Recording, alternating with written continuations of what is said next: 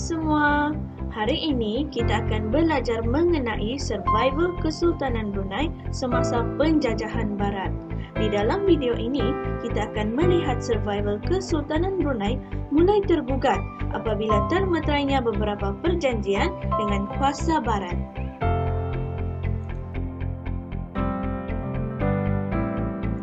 Terlebih dahulu, mari kita mengenali sejarah Brunei secara ringkas. Brunei telah muncul sejak abad ke-6 lagi. Tahukah anda, Brunei merupakan antara salah satu kerajaan tanah Melayu yang tertua. Pada masa itu, Brunei telah menjadi pelabuhan dan pusat perdagangan bagi pedagang Cina, Arab dan India. Nama Brunei juga berbeza-beza dalam catatan sejarah negara lain. Brunei disebut Poli, Polo, Poni atau Puni dalam catatan sejarah Cina, manakala sebagai Zabai dan Ranch dalam catatan sejarah Arab. Maka, pada tahun 1578, kolonialisme di Brunei telah berlaku. Berikut merupakan surat perjanjian pelantikan James Brooke. Surat ini merupakan surat perjanjian terawal antara Kesultanan Brunei dengan British, dan ia bukan dipelopori oleh kerajaannya, tetapi dilakukan oleh seorang warga negaranya yang bernama James Brooke. Surat ini wujud ekoran daripada peristiwa pemberontakan penduduk Sarawak asal terhadap Kesultanan Brunei yang dianggarkan berlaku pada tahun 1835. Disebabkan pemberontakan ini, Sultan Omar Ali Saifuddin telah menghantar Pangeran Muda Hashim ke Kuching pada tahun 1837. Namun, Pangeran Muda Hashim telah gagal menyelesaikan masalah ini. Oleh itu, Pangeran Muda Hashim telah mengambil langkah dengan memujuk dan menawarkan James Brooke sebagai wakil kerajaan asal jika pemberontakan dapat diselesaikan, dan James Brooke telah berjaya menyelesaikan masalah tersebut. Kejayaan James Brooke dalam menyelesaikan pemberontakan tersebut telah mendorong Pangeran Muda Hashim melantik beliau sebagai wakil kerajaan Kesultanan Brunei di Sarawak asal pada 24 September 1841. Perjanjian kedua adalah Perjanjian Tambahan 1841 dan 1842. Perjanjian ini merupakan kesinambungan daripada perjanjian pertama tadi, iaitu Perjanjian Lantikan James Brooke. Pada ketika ini, James Brooke terus menunjukkan taringnya dengan memaksa Sultan menandatangani perjanjian tambahan ke atas pelantikan beliau. Misalnya, Brooke telah menentang pembesar-pembesar Melayu dan mengancamnya. James Brooke juga telah pergi ke Singapura dan meminta bantuan ketenteraan daripada negeri-negeri Selat. Seterusnya, perjanjian ketiga iaitu pemajakan wilayah Kesultanan Brunei dari Tanjung Datu ke Samarahan kepada James Brooke. Perjanjian ini telah ditandatangani pada 2 Ogos 1846 yang membolehkan James Brooke meluaskan tanah jajahannya. Dalam perjanjian ini, James Brooke diberikan kuasa untuk memerintah wilayah baru tanpa terikat dengan Kesultanan Brunei. Perjanjian ketiga ini menjadikan James Brooke bukan lagi wakil kerajaan Kesultanan Brunei, tetapi seorang pemerintah yang baru dalam sebuah negeri yang terasing dari kuasa Brunei. Perkara ini sekaligus telah menjadi saingan dan ancaman kepada survival Kesultanan Brunei pada ketika itu. Pada tahun 1844, James Brooke telah melakukan rundingan dengan Sultan Brunei mengenai penyerahan Pulau Labuan. British ingin menjadikan Pulau Labuan sebagai tempat melombong arang batu dan pangkalan untuk membantras kegiatan Lanun. Rodney Mundy telah diarahkan dari Hong Kong untuk mendapatkan surat penyerahan rasmi Pulau Labuan dari Sultan Omar Ali Saifuddin pada 25 November pada tahun 1846. Kesalahan Sultan yang telah menembak bendera British semasa pertikaian pada bulan Julai 1846 telah digunakan British untuk mengugut Sultan Brunei bagi menyerahkan Labuan ke tangan British sepenuhnya. Maka, pada 18 Disember 1846, maka termeterailah perjanjian penyerahan Pulau Labuan kepada British. Brooke telah dipilih sebagai Gubernur pertama Labuan dan Konsul Besar Borneo.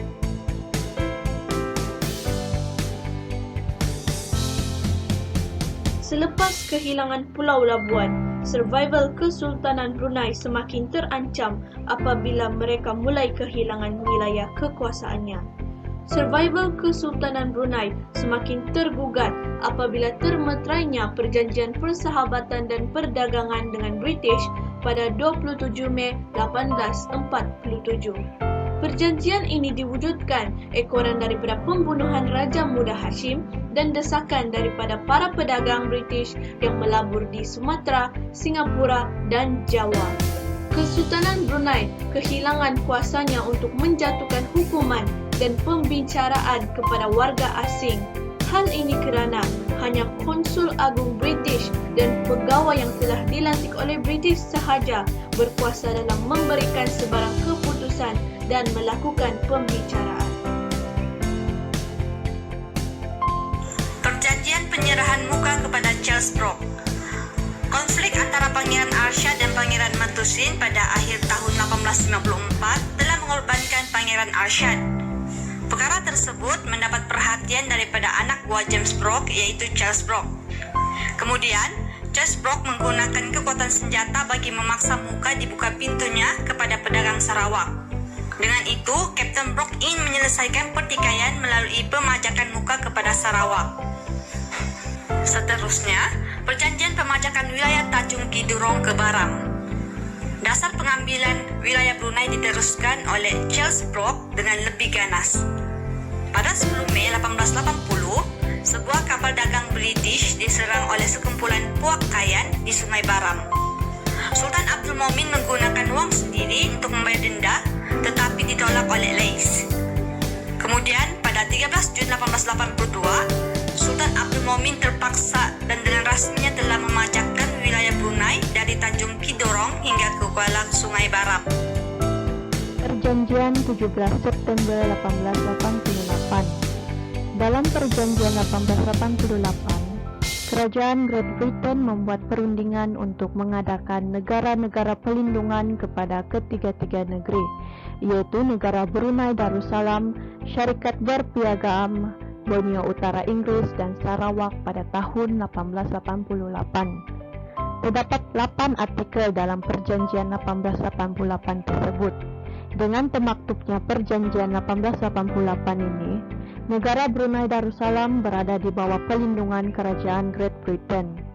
Perjanjian ini mempunyai suatu prinsip yang menekankan corak atau sistem pemerintahan negara Brunei Darussalam, di mana ia berdasarkan kesultanan yang berkerajaan sendiri, tetapi di bawah pelindungan Kerajaan Great Britain.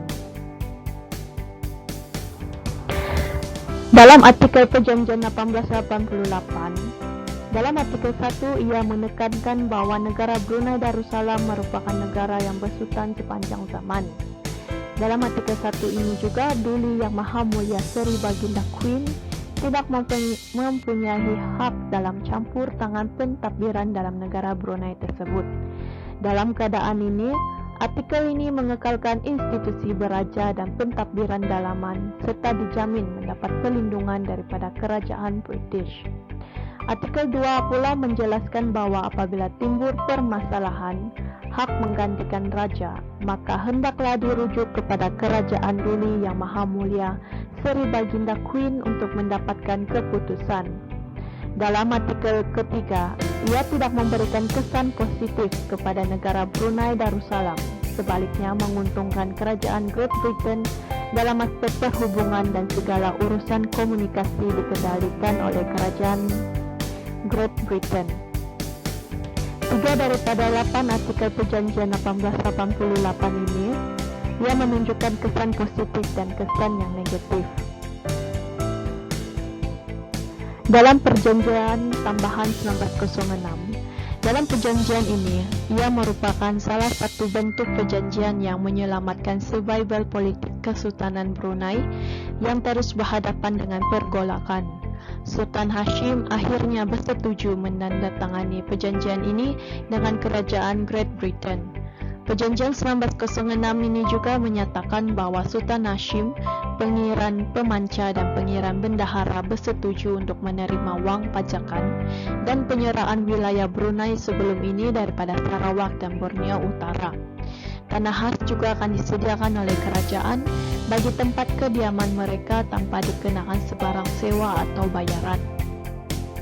British mula menyedari akan isu tanah yang menyumbang kepada kemerosotan kuasa politik dan ekonomi pada abad ke-9 dan awal abad ke-20. Rentetan daripada keadaan ini, satu undang-undang tanah telah dikubal dan dilaksanakan oleh Majlis Mesyuarat Negeri pada bulan April 1907. Daripada 8 perjanjian Kesultanan Brunei, sebanyak 5 kali menandatangani perjanjian dengan keluarga Brooke dan 4 kali dengan kerajaan British. Perjanjian pertama dan kedua menunjukkan perjanjian yang berat sebelah kerana acuannya lebih menguntungkan pihak British tersebut. Selain itu, perjanjian ini juga ada kalanya tidak dipatuhi kerana wujudnya kepentingan tertentu yang lebih mendapat keutamaan. Oleh itu, jelaslah bahawa perjanjian-perjanjian ini kurang berperanan dalam mempertahankan survival Kesultanan Brunei, kecuali perjanjian tambahan 1906 yang membuahkan hasil pada akhirnya untuk mempertahankan kewujudannya.